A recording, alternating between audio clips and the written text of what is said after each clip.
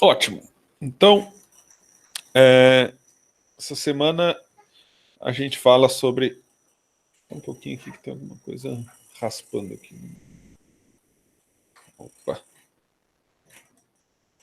Aí, meu computador aqui tá ficando doido. Caramba, bem na hora de começar a aula que ele começa a dar problema. Só um pouquinho, gente, aqui. Me dá um minuto que eu vou ter que arrumar aqui um negócio.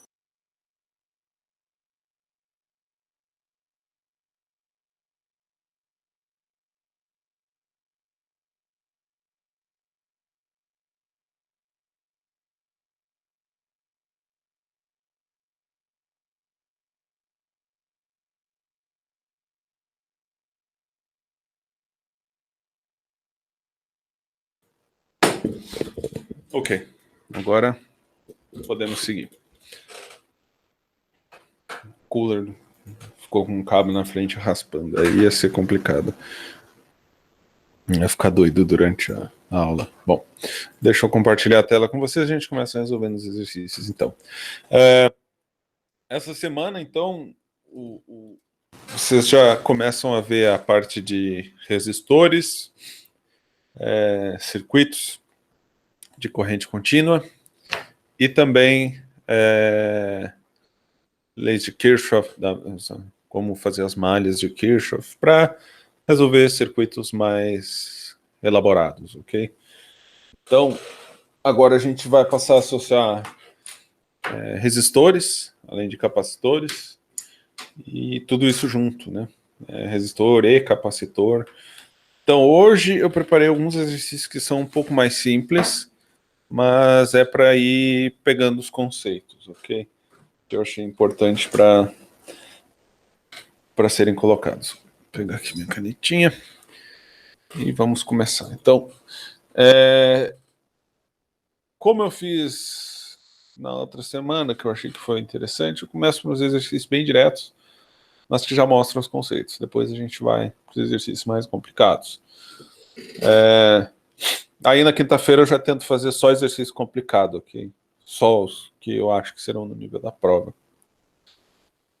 Então esse é o exercício 2 do capítulo 27 da sexta edição do Serway. Ele diz o seguinte: um bule de chá tem área superficial de 700 centímetros quadrados e deve ser banhado a prata. Ele é ligado a um eletrodo negativo de uma célula eletrolítica que contém nitrato de prata, Ag mais NO3-. Se a célula é alimentada por uma bateria de 12 volts, que tem uma resistência de 1,80 ohms, quanto tempo levará para uma camada de 0,133 milímetros ser depositada no bule? Aí uma observação do exercício: a densidade da prata é de 10,5 vezes 10 na 3 kg por metro cúbico. Então, uma maneira bem comum de se banhar materiais, a ouro, a prata, e também com zinco, por exemplo, que você faz a galvanização, quando você coloca zinco, e por aí vai, usar justamente eletrodos, né, positivo e negativo. Você coloca o material que você quer banhar num dos eletrodos e coloca uma solução que você quer que se ligue com a carga oposta. Por exemplo, alguns carros têm o chassi que também é banhado a uma solução anticorrosiva e é feita da mesma maneira. Então você vai e coloca o chassi com uma carga e a solução com esse agente anticorrosivo tem a carga oposta, você põe ele lá no banho, ele vai banhar esse material, todo o chassi do carro, por exemplo, ou o que for. Arame que você coloca nessa solução para fazer galvanização com zinco e por aí vai. Então isso é uma técnica muito, muito usada na indústria. E, na verdade, se você tiver o material em casa, você faz, né, com uma bateria. Só que aqui com uma bateria, que esse exercício resolve, a gente vê que é bem lento, mas é possível fazer. Então você pode banhar o seu, sei lá, sua xícara a prata, ou só panela, banhar com prata, alguma coisa do tipo. Faz uma panela de cobre, banha com prata, porque o cobre não pode, que é tóxico. Então, por aí. Então vamos seguir. Então, como a gente resolve? Então, primeira coisa que a gente tem que saber, ele diz que a gente tem que colocar uma camadinha de 0,133 milímetros numa área superficial de 700 centímetros quadrados. Então a gente tem que saber o volume de prata que vai ser depositado nessa superfície. Como a gente calcula o volume, então, nesse caso, vai ser a área superficial que ele dá do bule, vezes a altura dessa camada de prata que você está colocando sobre a superfície. Então isso é extremamente trivial. Com 700 centímetros quadrados, isso dá 700 vezes 10 a menos 4 metros quadrados. Sempre convertendo para SI, ok, gente? E 133 milímetros, então é 0,133, desculpa, 0,133 milímetros é 0,133 vezes 10 a menos 3 metros. Então isso aqui dá um volume para a gente que é de 9,31 vezes 10 na menos 6 metros cúbicos. Então, isso é o volume de prata que a gente tem que ter. No enunciado do exercício, ele já fala a densidade da prata para a gente. Então, a gente sabe qual massa de prata que a gente vai precisar, que vai ser a densidade vezes o volume. Então, a densidade que ele dá no enunciado, que é 10,5 vezes 10 na 3 quilogramas por metro cúbico, vezes o volume, então, que é 9,31 vezes 10 na menos 6. Ótimo. Então, aqui eu já tenho aqui quilograma por metro cúbico, esse aqui é metro cúbico, então só vai sobrar quilograma de unidade. Isso nos dá uma massa de 9,78 vezes 10 na menos 2 quilogramas, ok? Então, essa é a quantidade de prata que eu tenho que depositar. Vezes 10 na menos 2, isso vai dar, então, 97 gramas. Não é pouca prata. Então, por isso que às vezes as coisas banhadas a prata são carinhas. 97 gramas de prata, nem sei quanto custa prata também. O professor não é rico não para estar tendo coisa banhada a prata. Ok. Então, agora o que a gente tem nesse material, né? Vamos lembrar que ele é uma solução de Ag+, NO3-. Então, o que vai acontecer? Você vai ligar lá, você está com o seu bulizinho aqui, vamos desenhar um protótipo de bully aqui que o professor consiga fazer. Ixi, o professor não consegue fazer muito, não. Então, aqui tem o nosso bullyzinho de chá. Meu Deus do céu, eu não devia ter tentado desenhar isso, não. Então, a gente está ligado aqui no eletrodo negativo da bateria e a gente quer que essa prata, então, se deposite em cima dela. A prata, o que ele quer dizer com isso aqui é que ela é um íon positivo. E a carga desse íon vai ser 1,6 vezes 10 a menos 19, né, que é a carga de um elétron, só que um sinal positivo aqui, porque ele é um íon positivo. Então, eu tenho que saber quantas cargas dessas vão se depositar na superfície desse bule. Então, a partir da massa de prata que eu sei que eu tenho que depositar, eu posso calcular o número de íons de prata que vão ser depositados lá. Então, qual a massa molar da prata? Então, a prata ela tem uma massa, vou colocar um M minúsculo aqui, que é massa molar, ela tem 107,9 gramas por mol. Isso você vê na tabela periódica, ok? ptable.com, né? periodictable.com. Então lá você vê a massa molar da prata, ou seja, isso quer dizer que 1 mol de átomos de prata tem 107,9 gramas. Então quantos átomos de prata vão ter nessa massa aqui, a gente calcula da seguinte maneira. O N vai ser igual, então, a massa de prata, 9,78 vezes 10 na menos 2 quilogramas. Vamos colocar a unidade aqui. E a gente tem, então, em 6,02 vezes 10 na 23 átomos, a gente tem 0,1079 quilogramas de massa, né? Então aqui eu só basicamente converti de gramas para quilogramas, para ficar no SI. Sempre deixem no SI, gente, ok? Então, esse quilograma vai cancelar com esse quilograma, a gente vai acabar só com a unidade de átomos. E a gente vai ter, então, 5,45 vezes 10 na 23 átomos. Então, essa é a quantidade de átomos que precisam migrar para o Boole. Esse protótipo de Boole aqui que não funcionou muito bem, mas tudo bem.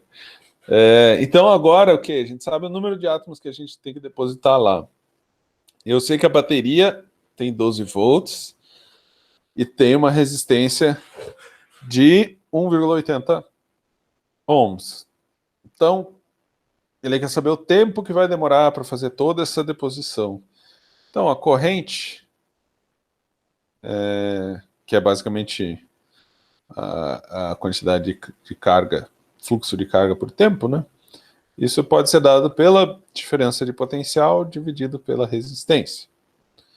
Uma das maneiras da gente obter corrente. Vai ter várias maneiras, ok? Essa é uma delas. Então, a gente tem o 12,0 volts dividido por 1,80 ohms. Isso dá uma corrente que é de 6,67 ampere. Ou ampere, que a gente pode escrever como coulomb por segundo, ok? Então, coulomb por segundo. Carga por tempo. Então, eu sei quantos átomos eu tenho que depositar. Agora, eu sei quanta carga eu consigo colocar por segundo. Agora, eu tendo, então, a carga de cada átomo, eu sei quantos átomos vão ir lá por segundo, então quanto tempo eu vou demorar para depositar tudo isso. Então, qual vai ser o tempo? ΔT vai ser, então, o ΔQ, a quantidade de carga que eu tenho que depositar, dividido pela corrente, que é a taxa a qual eu deposito carga por segundo. Então, qual é o meu ΔQ? Qual a carga que eu tenho que depositar? Então, é o E, que é a carga eletrônica, positiva nesse caso, que a gente está falando do íon, vezes o número de átomos que eu tenho que depositar, dividido, então, por essa corrente que eu encontrei. Então, entendo o raciocínio, eu só estou sabendo a quantidade de carga que eu tenho que colocar lá e aqui eu tenho quantidade de carga que eu consigo colocar por segundo. Então, no fim das contas, é simples. Então, vai ficar 1,60 vezes 10 a menos 19, que é a carga do íon de prata, que é dado no enunciado que é um Hg+, só um mais, vezes o número de átomos que a gente encontrou há pouco, vezes 10 na 23. Meu Deus, isso é horrível. Eita. 10 na 23, dividido pela corrente, que é 6,67 coulomb por segundo. Ele sumiu com o meu coulomb aqui. Isso fica igual a 1,31 vezes 10 na 4 segundos. Que, se eu converter, dá 3,64 horas. Ok? Então vai demorar bastante. E basicamente, quanto mais tempo você deixa lá, maior vai ficando essa camada, né? Mais prata você deposita. Se deixar menos, fica menos prata. Então, basicamente é isso. Óbvio que, bom, você está depositando a prata nesse eletrodo, no outro eletrodo você está depositando o NO3. E talvez a coisa mude com o tempo, né? O que está acontecendo? Você começar a blindar o eletrodo, coisa do tipo. Então, às vezes tem que parar, limpar o eletrodo e por aí vai. Até tem um experimento que dá para fazer com isso, você consegue medir a massa do quanto você depositou de fato, com uma balança de precisão e tal. É um experimentinho legal, que a gente determina a carga do elétron. Ok, mas é isso. Então esse exercício está resolvido. Esse é um exercício mais de conceitos, para começar mostrando primeiro essa tecnologia, né, que já é uma tecnologia antiga, mas é bem utilizada ainda na indústria, e também essa parte da gente lidar com corrente, com o tempo e manipular com a carga e massa atômica. Perfeito. Então vamos para outro exercício. Agora a gente passa para o exercício 17 do capítulo 27. Esse exercício diz o seguinte. Eu digitei errado. O que eu traduzo esses aqui da versão do inglês, ok, gente? Então às vezes eu cometo erro. Até teve da aula anterior uma aluna comentou que tinha algum errinho meu que eu traduzi errado. Então, você tem 1 grama de cobre para fabricar um fio que tem uma resistência R igual a 0,500 ohms. Utilizando todo o cobre, qual será A, o comprimento, e B, o diâmetro do fio? Então vamos lá. Como eu vou saber o comprimento e o diâmetro do fio? Então eu tenho a massa de cobre, que é 1 grama. E a massa é igual a densidade vezes o volume. Aqui eu vou colocar um ρm, ok? Porque resistência também é escrito como ρ. Então, para evitar confusão de notação, eu já coloco esse ρm. Então, esse ρm, o volume, então é a área vezes o comprimento. Aqui, então, a gente já pode começar a relacionar o comprimento com essa área que a gente tem. Nós vamos isolar essa área, ok? Porque eu vou usar em seguida. Você não precisava isolar agora, mas como eu já sei que vou usar, eu já vou deixar ela isolada aqui, ok? M sobre L. E eu tenho o cálculo da resistência. Resistência, então, é a resistividade, que é o ρr, vezes o comprimento dividido pela área transversal do fio. Essa aqui também é uma área transversal do fio. Então é a mesma área que a gente está falando aqui. Então eu posso substituir essa área aqui já. Então por isso que eu já tinha isolado. Então isso dá a resistividade ρr vezes o comprimento do fio L, dividido então por M dividido por ρm, que é a densidade do cobre, vezes o comprimento do fio. Então aqui, passando o ρml para cima, a gente fica com ρr, ρm, L ao quadrado, dividido por M. Aqui, então, eu posso isolar o L. O L ao quadrado vai ficar igual, então, a nossa resistência vezes a massa, que eu passo esse M multiplicando lá em cima, dividido, então, pela resistividade ρr e pela densidade do cobre, ρm. É isso. Então, L, na verdade, é igual a raiz quadrada R vezes M dividido por ρr vezes ρm. Eu tenho o valor da resistência que eu quero obter, eu tenho o valor da massa, eu tenho o valor da resistividade e eu tenho o valor da densidade do cobre. E isso vai ser, então, 1,00 vezes 10 na menos 3 vezes 0,500. Então, a resistência, que é 0,500. Aqui a massa, que é 1 grama. Aí vezes, então, a resistividade, que é 1,70 vezes 10 na menos 8, vezes 8,92 vezes 10 na 3, que é a densidade do cobre. Ok, esses dados não foram dados no enunciado, Mas isso tem uma tabela no Survey com as propriedades de vários materiais. Então lá vai ter a resistividade do cobre, do alumínio, do ferro, do ouro e vários outros materiais. Lá vai ter resistividade, densidade, eu não lembro agora, mas densidade você acha fácil. Aí peso molecular você também acha fácil, só ter uma tabela periódica mais avançada que se encontra. E essas tabelas periódicas de sites são bem dinâmicas, você clica no átomo e aparece um monte de informação. Então vocês podem achar essas informações rapidamente, ok? A ideia do Survey é que você use a tabela dele, mas você pode usar outra fonte. Ok, então resolvendo aqui essa parte numérica, isso vai nos dar um comprimento de 1,82 metros. Perfeito. Agora ele quer saber o diâmetro desse fio de cobre.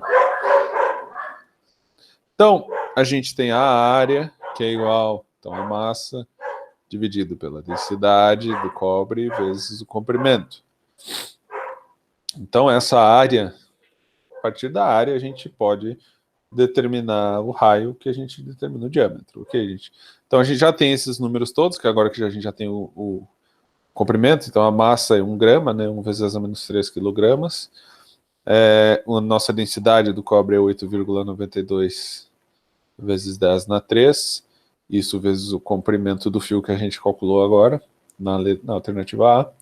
Isso dá, então, uma área de 6,1598 vezes 10 na menos 8 metros quadrados.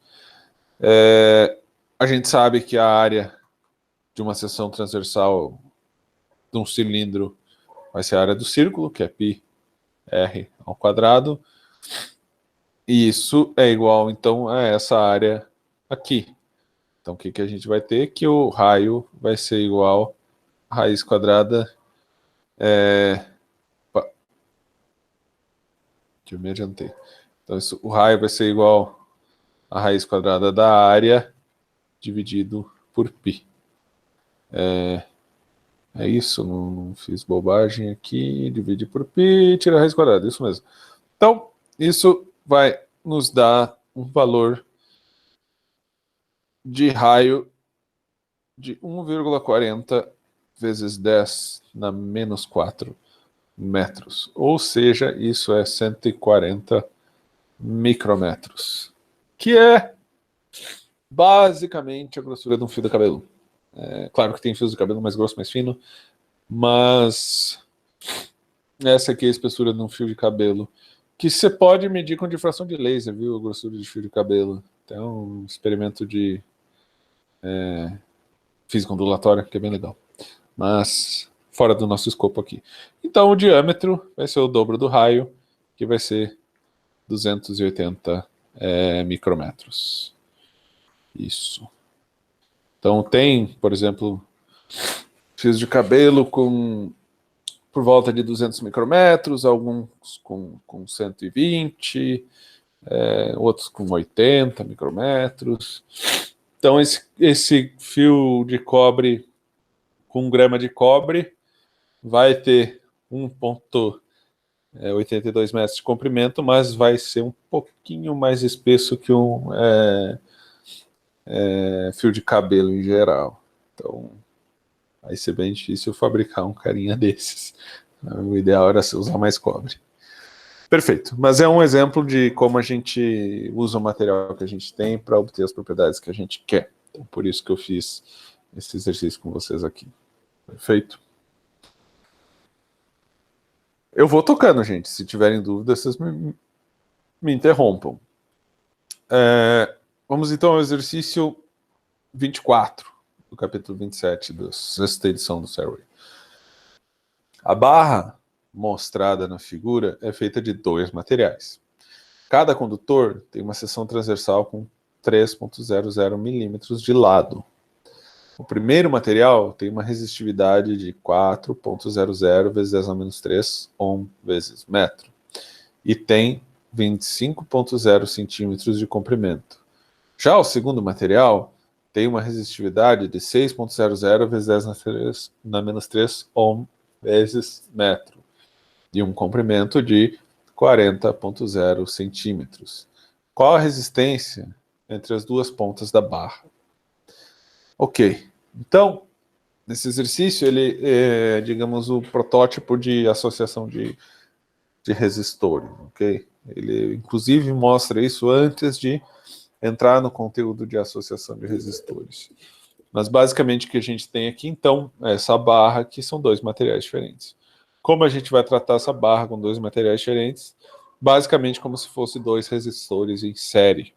Okay? Porque primeiro tem um resistor aqui, depois tem outro resistor aqui. Então, sempre lembrem o exercício de capacitor que eu resolvi com vocês na aula passada, ou para P2, que tinha metade dele dentro de com um de elétrico, outra metade sem. Eu fiz isso porque tinha algo bem parecido na prova, alguém até pode ter caído esse exercício para alguém, era justamente que eu sabia que ia ter algo do tipo, e aí lá você considerava como se fossem dois capacitores em paralelo. Aqui a gente tem um material atrás do outro, então aqui é como se fosse em série, ele quer saber a resistência entre essa ponta e essa ponta aqui.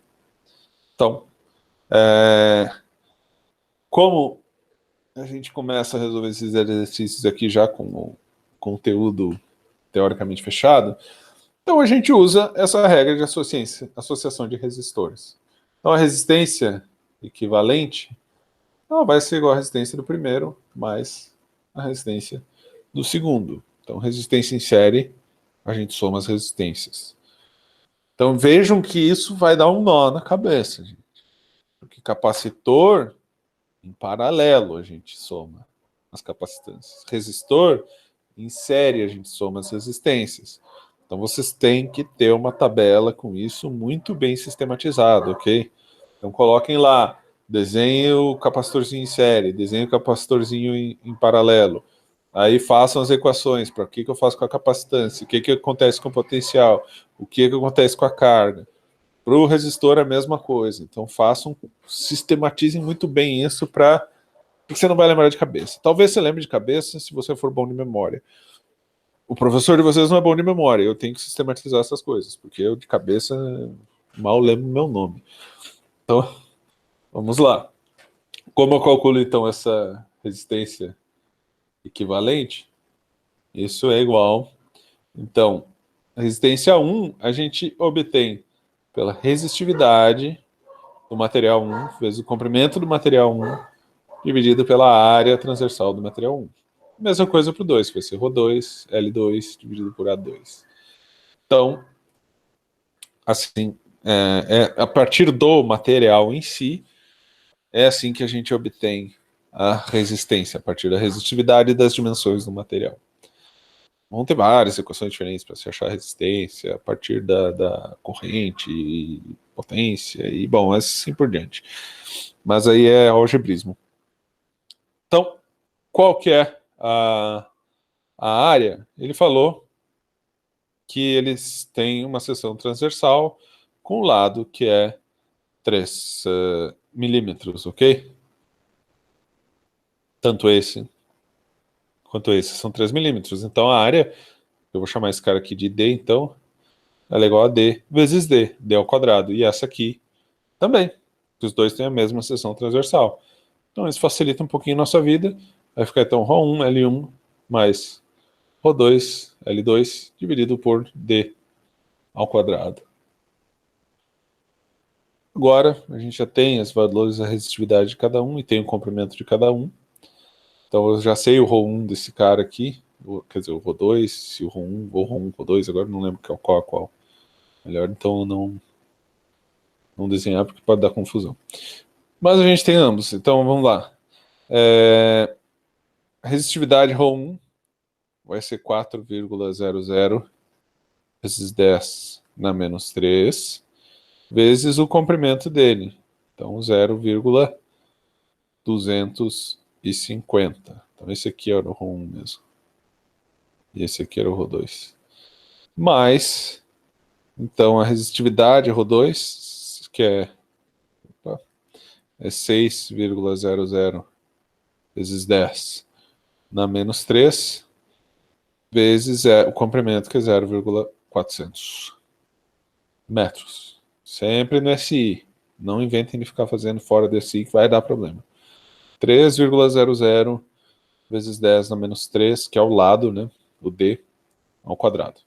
Então aqui só número. A gente já acha essa resistência equivalente, botando isso aqui tudo na calculadora, que vai nos dar um valor de 378 ohms. Ok?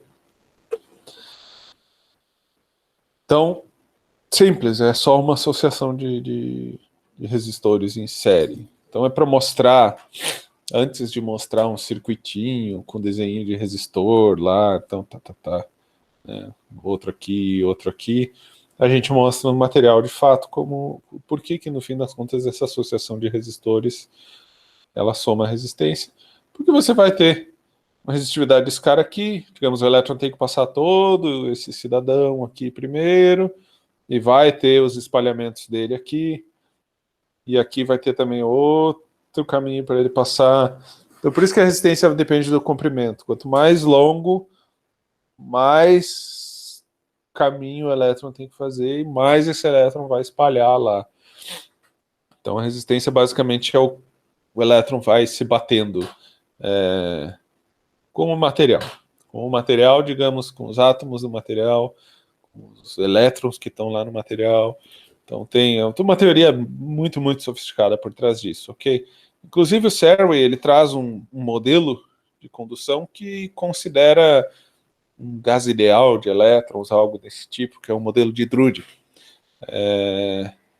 Esse modelo, ele dá certo para algumas coisas, mas opa, 10 a menos 3. É milímetro. Obrigado, Thiago, pela observação. Milímetro é 10 a menos 3. Então, esse modelo de Drude, né, que o Serre mostra, ele dá certo para algumas coisas, mas ele dá certo por cancelamento de erros. Basicamente, no final, você tem uma razão e você erra em cima e embaixo, e o erro da de cima cancela o erro do de baixo. Então, no fim, não é uma... Para explicar condutividade, metal, elétron se movimentando, tem que ir para a mecânica quântica. Para fazer isso direito, não tem outro jeito, ok? Porque a mecânica quântica surge justamente para explicar elétron, sem mistificação e cura quântica e o caramba, ok, gente? Mecânica quântica serve para explicar elétron. Que, explicando elétron, você consegue descrever os átomos. Descrevendo os átomos, você consegue descrever um sólido metálico. E aí você entende como funciona a condutividade. Ou por que ele é isolante, ou por que ele é semicondutor e assim por diante. Até tem uma questão do laboratório 1 que eu achei que estava fora do escopo, que era dizer por que da faísca do gerador de Van de Graaff. Então, eu acho que já envolve você saber certos conceitos de quântica, dizer por que tem uma luminosidade, né? Porque você está falando de decaimento do elétron.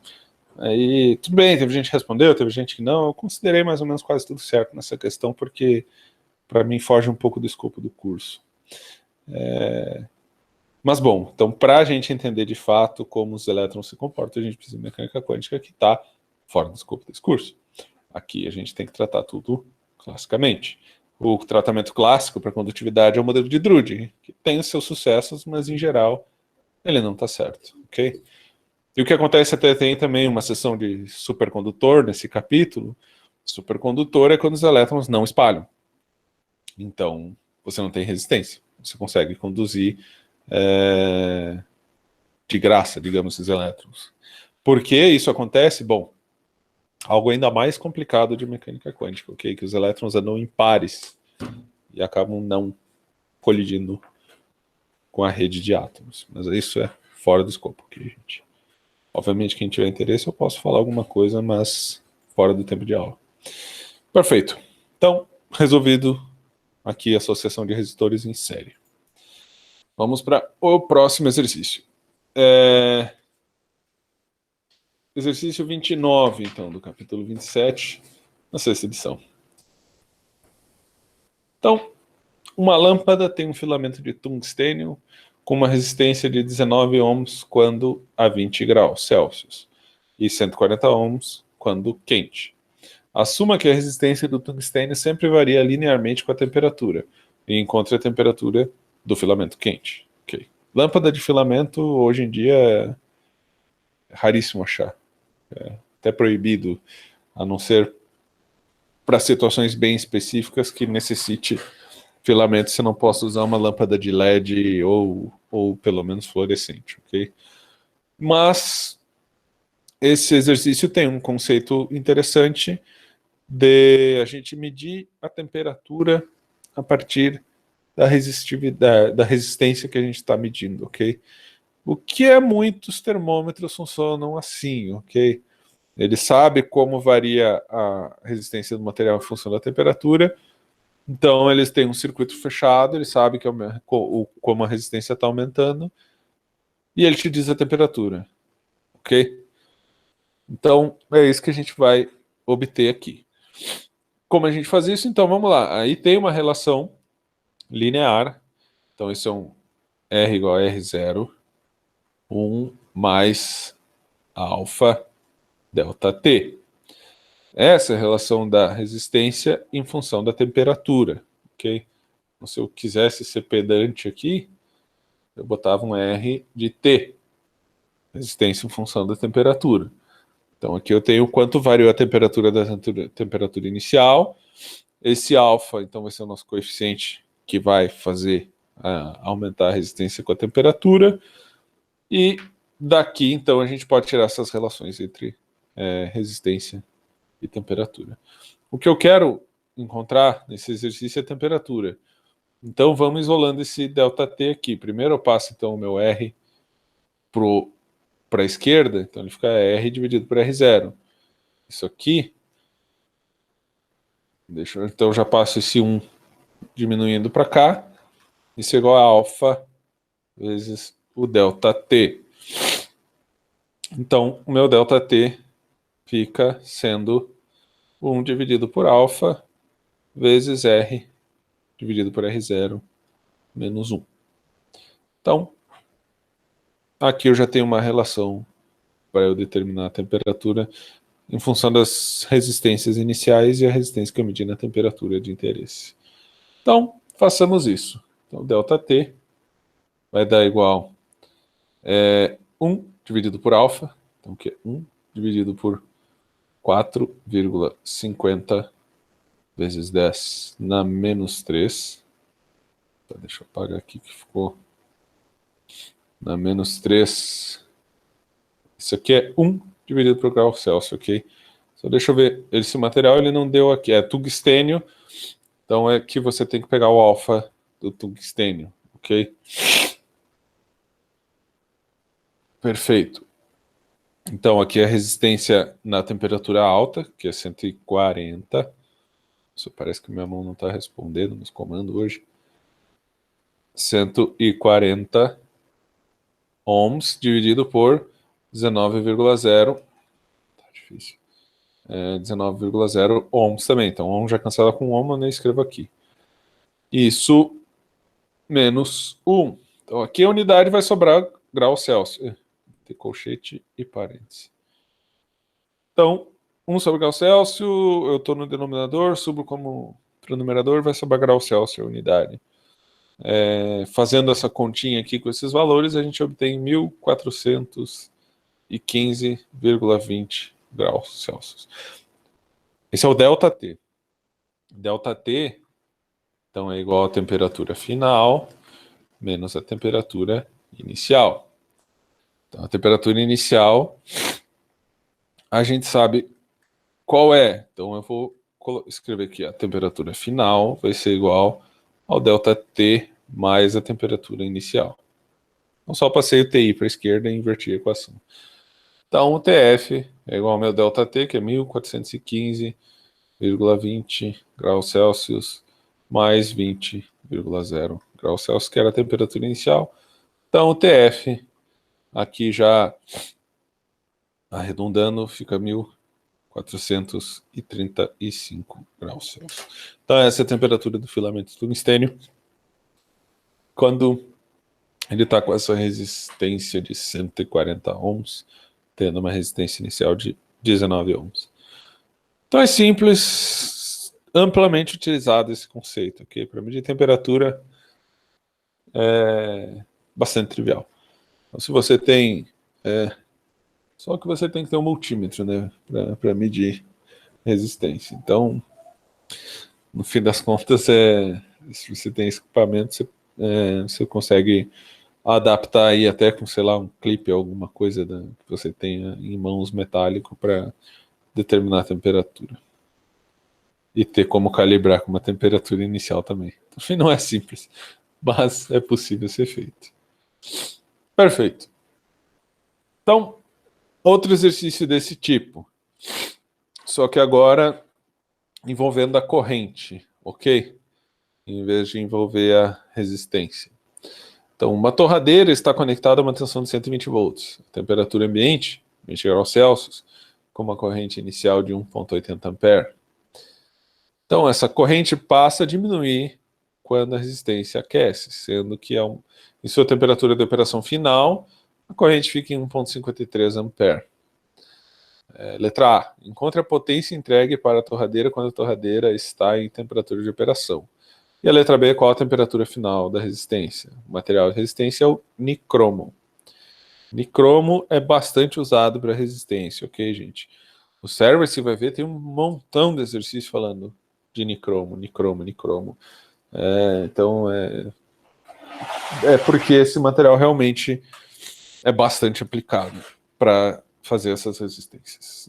De torradeira, de chuveiro, de tudo mais. Inclusive, resistente de chuveiro com molinha, como a gente usa, é típico, digamos, não é comum você enxergar isso na Europa ou Estados Unidos. Eles ficam até com medo, acham que vão tomar choque, porque tem uma resistência passando corrente. Então, como a gente resolve isso aqui? Então, a letra A é simples, ele só quer saber a potência. E a potência, a gente acha, se você tem a corrente e a tensão, você multiplica a corrente pela diferença de potencial e você obtém a potência. Então a gente sabe que na temperatura de operação ela está com 1,53 ampere, vezes a tensão, que é 120 volts, isso dá 184 watts, ok? Isso aqui é bastante simples para a gente calcular a potência, ou ver qual corrente que usa, os nossos materiais de casa mesmo. Okay? Você quer instalar seu chuveiro, aí você olha, ele é 220, mas gasta 6.000 watts, como é que eu sei a corrente, para saber se meu disjuntor aguenta? Só usar essa equaçãozinha aqui, ok, gente? Então aí você divide a potência pela diferença potencial, você sabe qual a corrente. É 37 ampere. Aí você vai lá olhar lá seu. Não é desse caso, estou chutando um número aqui, ok? Então, se deu 37 ampere, você olha seu disjuntor é 35, vai dar problema, né? É 32, ok, beleza. Então eu posso usar o disjuntor de 35. Então isso vocês podem usar. Isso aqui é uma equação simples e às vezes útil. Pelo menos se você se incomoda em olhar essas coisas na sua casa. E na letra B, então agora ele quer saber a temperatura da resistência. Então vamos usar a mesma relação linear. R0, 1 mais alfa delta T. Ok? Só uma observação, essa aproximação linear a gente usa aqui, ok? Em geral, ela é válida para certas faixas de temperatura, mas, por exemplo, no exercício anterior, que a gente determinou uma temperatura de 1.400 graus Celsius, provavelmente a gente está fora do regime linear, ok? Isso, na verdade, varia diferente para grandes faixas de temperatura. E a gente sai do regime linear, na verdade, a gente vai para uma coisa exponencial. Tem até um exercício no Server que um dos exercícios difíceis lá que ele pede para demonstrar a partir da exponencial, fazer uma expansão em série e mostrar que a gente chega nessa dependência linear aqui, ok? Mas em geral, dependendo da faixa de temperatura, você pode usar linear. Se for uma faixa grande, como é aquela do exercício anterior, provavelmente a gente está fugindo do regime linear, mas aí você pode usar também a equação para um regime não linear, aí você calibra resistência para diferentes temperaturas, não tem problema também, é possível usar tecnologicamente falando. Né? Ok, só vai ser mais chato as continhas. Então a gente já fez essa continha no exercício anterior, que a gente acha que o ΔT é 1 sobre alfa R dividido por R0 menos 1.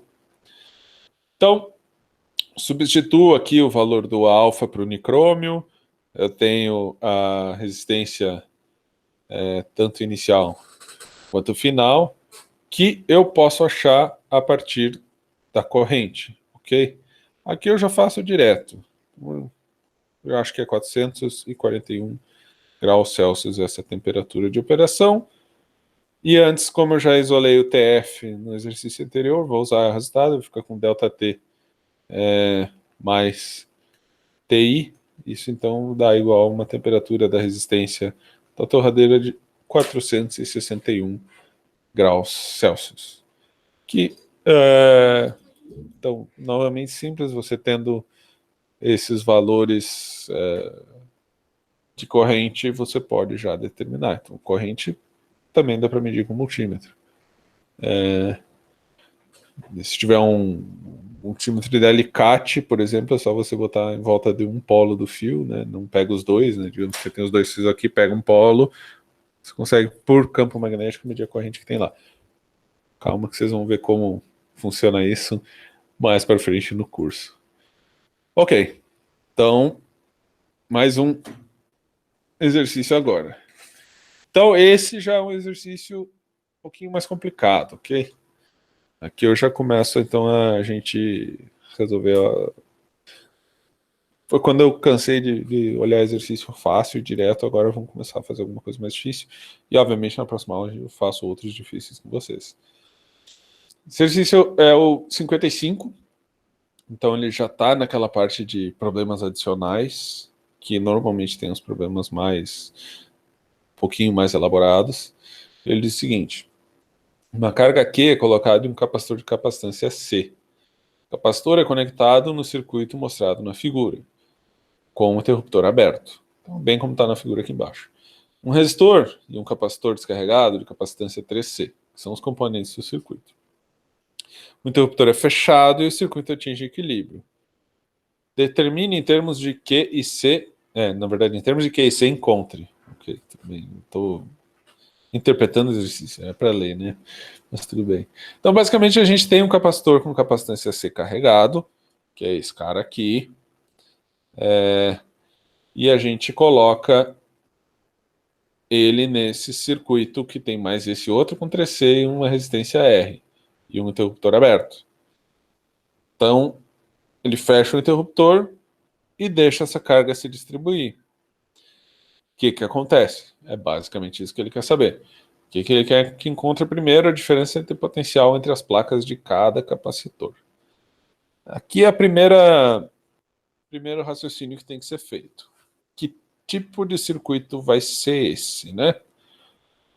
É um pouco chato, mas no fim das contas, isso aqui a gente tem capacitores que a gente considera em paralelo, ok? Então, a gente considerando esses dois capacitores em paralelo, imagina, se eu tivesse uma continuação aqui, a gente ia ter um fiozinho para cá, então isso aqui ficaria em paralelo, ok, gente? Então, paralelo, como é que fica o potencial? O ΔV, né? No, digamos, equivalente, não vou colocar em delta, vou colocar o V equivalente, igual ao V1, que é igual ao V2. Então, se é capacitor em paralelo, potencial é o mesmo para todo mundo, porque nesse ponto aqui, né, a gente vai ter a mesma diferença de potencial entre as duas placas equipotenciais aqui. Ok. E a capacitância ela é igual à capacitância equivalente, que eu vou determinar a capacitância para eu poder escrever direitinho aqui. Então, a capacitância equivalente, a gente soma a capacitância do capacitor 1 mais a capacitância do capacitor 2. a gente tem uma capacitância C e o outro é 3C. A gente fica com 4C de capacitância. E a gente também sabe que a capacitância é igual, então, a carga nos capacitores dividido pelo ΔV. Como eu tenho que determinar em função de Q e C, aí eu vou ter a minha diferença potencial em função. Eu vou escrever aqui o VQ, como eu escrevi ali em cima. Então eu vou ter o meu VQ, que vai ser igual a carga dividido pelo C e Q, que eu calculei aqui em cima. Então, a carga dividido por 4C. Essa, então, é a diferença de potencial entre as placas do capacitor, de cada um dos capacitores. Como eles estão em paralelo, são iguais. Perfeito. Na letra B, a carga em cada capacitor. Então, a carga no capacitor de capacitância C, ela vai ser a capacitância do capacitor de capacitância C. Eu coloco esse subíndice aqui, ele é redundante, mas é só para deixar bem claro, ok? Vezes o meu VQ, ok? Eu no fim devia ter deixado o delta, mas agora vamos carregar essa anotação. Vezes o VQ. Então, a capacitância C, o meu VQ Q dividido por 4C. Então, C cancela, eu vou ter Q dividido por 4 nesse capacitor aqui. E no capacitor com capacitância 3C, então já vou escrever 3C aqui, para não ter que ficar botando aquela notação atravessada, e o VQ, que é Q dividido por 4C. Então eu fico com 3Q dividido por 4. Então aqui eu tenho Q sobre 4, e aqui eu tenho 3Q dividido por 4. Então, as cargas são divididas entre os dois capacitores, ok? E o que tem mais capacitância fica com mais carga. Isso fica bem claro com esse exercício aqui. Então, o potencial fica igual, mas as cargas se dividem, porque é capacitor em paralelo. Perfeito. C. A energia armazenada em cada capacitor. Então, a energia armazenada no capacitor... Professor, tem uma dúvida no chat. Opa, desculpa. Ok. José perguntou, não ficou muito claro para mim porque os capacitores estarem em paralelo. É que pensa que você tem que continuar esse circuito, né? Vamos pensar assim. Então, eu vou ligar, eu quero medir diferença de potencial entre esse ponto aqui e, por exemplo, esse ponto aqui. Então, o que eu estou fazendo é que eu estou passando neste caminho aqui e neste caminho aqui. Então, por isso que eu divido ele em paralelo. Isso é um pouquinho chato de ver, na verdade, José. Não é simples mesmo. Mas você tem que ir praticando mesmo, olhando os exercícios, que você consegue ver com mais calma. Que pode dar a entender que é em série, porque isso aqui parece que é algo fechado assim, mas no fim das contas você tem que pensar os pontos que você está querendo medir e como você ligaria isso aqui numa fonte, por exemplo. Então, não é tão simples, ok? Mas, nesse caso, o que eu faço, né, para imaginar que é paralelo, então eu imagino que eu faria algo assim, ok? Pensando só nessa parte daqui. E aqui, obviamente, tem essa parte que fica com o resistor, né? Mas então você pode imaginar, por exemplo, que esse do resistor não tivesse nem aqui, tivesse aqui, por exemplo. Podia redesenhar um pouquinho. Então seria mais ou menos por aí. Então é um pouco de abstração, claro que é os primeiros circuitos que eu estou resolvendo aqui com vocês, mas espero que fazendo mais exercícios de circuito essa coisa comece a ficar mais clara. Então tem que fazendo vários exercícios você consegue entender melhor, José, ok? Não é fácil entender de primeira mesmo. Então, é por aí. É um pouquinho ruim, desculpa, mas é algo que você vai entendendo mesmo vendo os circuitos e imaginando os pedaços dele, como é que você ligaria ele em outras partes. Isso aqui é muito simplista, no fim das contas. E leva a essa confusão. Mas as coisas vão ficando mais claras ao longo que a gente vai fazendo mais exercícios. Então, qual a energia armazenada no capacitor? Ela, então, é 1/2 da capacitância vezes a diferença potencial entre as placas elevada ao quadrado. Perfeito.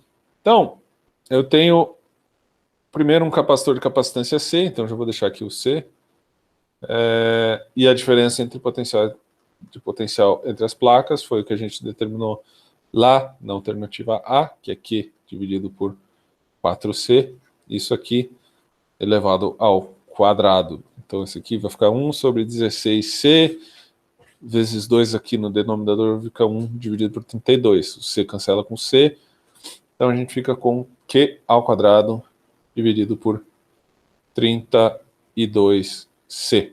Então, C é quadrado, 1C cancela, mas o outro fica aqui dentro. Perfeito. E agora para o capacitor com capacitância 3C, a gente tem 1/2 de 3C vezes o nosso V e Q ao quadrado. Isso aqui, então, fica substituindo o V e Q, basicamente a única diferença que dá é que a gente tem um fator 3 a mais aqui. Então, 3, que é o quadrado, dividido por 32C. Essa é a energia armazenada em cada um dos capacitores. Então, a carga se divide, a energia também acaba se dividindo entre os dois capacitores. Rodrigo pergunta, vai ter aula das 16? Como assim? Eu tenho fechado as aulas para 2 horas, tanto na terça como na quinta, Rodrigo, porque se você tem algum problema, pode sair da aula e depois você pode ver a gravação, ok? Não sei o que a gente tinha combinado depois da P1 para ter mais tempo resolvendo exercício. Tudo bem, Rodrigo? Ok. Mas eu acho que você quis perguntar ter aula até às 16. Provavelmente não, porque só depois do exercício só tem mais um. Então até 13h30 deve estar acabando. No fim eu tento fazer 2 horas, mas está virando 1h30 porque eu resolvo mais rápido do que eu imaginava. Vou começar a fazer uma lista gigante de exercício e resolver até acabar o tempo. Bom, então aqui estão as energias de cada capacitor. Capacitor capacitância C, capacitor capacitância 3C. Vamos à letra D. Encontre a energia interna do resistor. Então agora é a primeira vez que entra esse resistor nesse exercício. Então qual que era a energia inicial? A energia inicial era 1/2 a energia do capacitor C carregado fora desse circuito, ok? Então que ele tinha uma carga Q e vamos colocar aqui um ΔVI, e esse ΔVI a gente vai achar a partir da carga dividido pela capacitância dele. Então isso imaginando antes de colocar ele só um capacitor sozinho no universo. Então, basicamente, eu vou ficar com 1/2 de Q ao quadrado dividido por C, porque eu substituí esse ΔVI como Q dividido por C, que é a equação para o capacitor isolado. Perfeito. E quando eu coloco no circuito, vou colocar aqui como o I, vou colocar 1, ok? Só para a gente ter... Você não pode ficar ambíguo. Então, quando eu coloco esse capacitor no circuito, o que aconteceu? Eu tenho a energia do capacitor capacitância C mais a energia do capacitor capacitância 3C, que foi o que eu calculei na alternativa C, que então era Q ao quadrado dividido por 32C mais 3Q ao quadrado dividido por 32C. Então isso dá 4Q ao quadrado dividido por 32C. Então, simplificando, Q ao quadrado dividido por 8C. Então eu tenho essa energia nos dois capacitores depois que eu liguei esse capacitor que tinha uma energia de 1/2 de Q ao quadrado sobre C. Para onde foi o resto da energia? Basicamente foi a energia que acabou sendo dissipada pelo resistor à medida que essa carga se movimentou até o circuito atingir o equilíbrio, ok?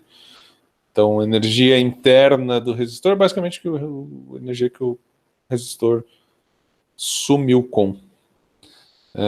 Então, como é que a gente vai determinar a energia do resistor? Então, a gente diz que a energia 1 é igual à energia U2 mais, então, esse delta ER, que é basicamente a energia dissipada pelo nosso resistor.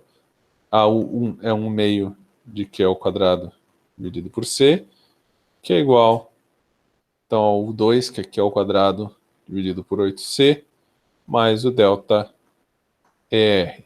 Então, deixa eu copiar para cá. O delta ER vai dar igual a Q ao quadrado dividido por 2C menos Q ao quadrado dividido por 8C.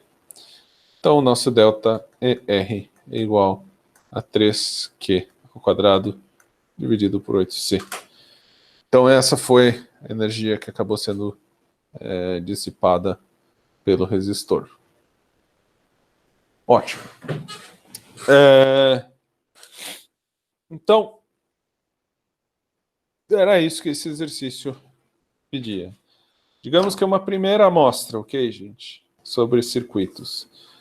E talvez não faça tanto sentido por enquanto, mas calme que a gente vai resolver muito exercício ainda.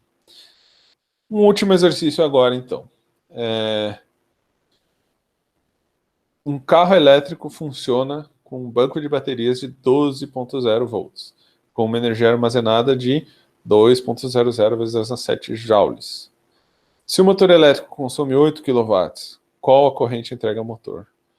E se o motor consome 8 kW, para manter o carro a 20,0 metros por segundo, o quão longe o carro irá se deslocar até a bateria acabar? Então, vamos resolver. É rápido. 3 minutos a gente resolve esse exercício, se eu não falar muita coisa. Então, a potência é igual a corrente vezes a diferença de potencial. Então, basicamente, a corrente, que é o que ele quer, a potência igual a corrente vezes a diferença de potencial, a gente só passa, então, o ΔV para o outro lado, a gente tem a potência dividido pelo ΔV. Então, a gente tem a potência que ele fala que é 8 kW, dividido por 12,0 volts, 12,0 volts, que é a tensão da bateria. Isso dá 667 amperes. Ok? 667 amperes é ampere pra caramba, gente. Você ia precisar de um cabo da grossura de um braço para conseguir transportar 667 amperes. Não é à toa que carros elétricos de verdade, não do exercício do Serway, não usam 12 volts. Eles usam voltagens muito maiores. Pelo menos algo perto de 200 volts, mas já tem de 440 volts e também de 800 volts, que é a última geração de carro elétrico, usa até 800 volts, tanto para carga quanto para consumo de energia. Assim, você não tem que ter cabos do tamanho de braços passando ao longo do cabo, que isso ia pesar muito, e a bateria já tem peso bastante para incomodar num carro elétrico. Então, a letra B, ele quer saber o quanto o carro ia andar a 20 metros por segundo, com essa bateria que ele tem. Então, primeiro a gente tem que saber quanto tempo ele conseguiria rodar. Então, depende da energia que tem armazenada nas baterias e da potência que está sendo utilizada. Então, a gente tem uma energia que é 2,00 vezes 10 na 7 joules, dividido pela potência que ele usa para manter 20 metros por segundo, que é 8 kW. Então, 8 vezes 10 na 3. Então, isso nos dá um tempo de 2,50 vezes 10 na 3. Gente, me ligando essa hora. 2,50 vezes 10 na 3 segundos. Perfeito. Então, esse é o tempo que ele roda. Qual a distância? Bom, aí voltamos lá para fenômenos mecânicos, ok? ΔV igual a velocidade vezes o intervalo de tempo. Isso dá, então, 20,0 metros por segundo, que é a velocidade, vezes o tempo que a bateria vai durar. Isso nos dá 50,0 quilômetros. Por sorte, os carros elétricos de hoje em dia, que estão se tornando viáveis, não andam só 50 quilômetros, né? Eles têm baterias bem maiores que conseguem autonomias de 500 ou mais quilômetros. A última geração, acho que é 800 quilômetros. Então, um exercício para mostrar o que essa edição do Cero é um pouco antiga, então ele era um pouco, digamos assim, não tão otimista com a tecnologia de carro elétrico. Hoje em dia a gente tem coisa bem melhor. Então, basicamente isso que eu tinha preparado para vocês, pessoal. Vocês têm mais alguma dúvida?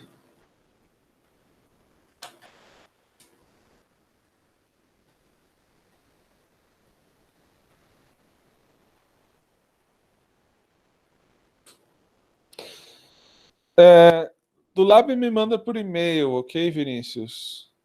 Porque eu ainda não conferi esse experimento 2, eu não tive tempo ainda, que essa semana foi complicada.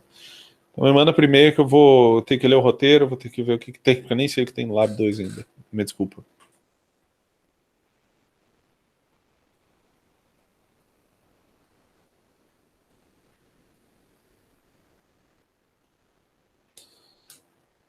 Mais alguma coisa, pessoal? Já vou parando a gravação aqui. E até lá.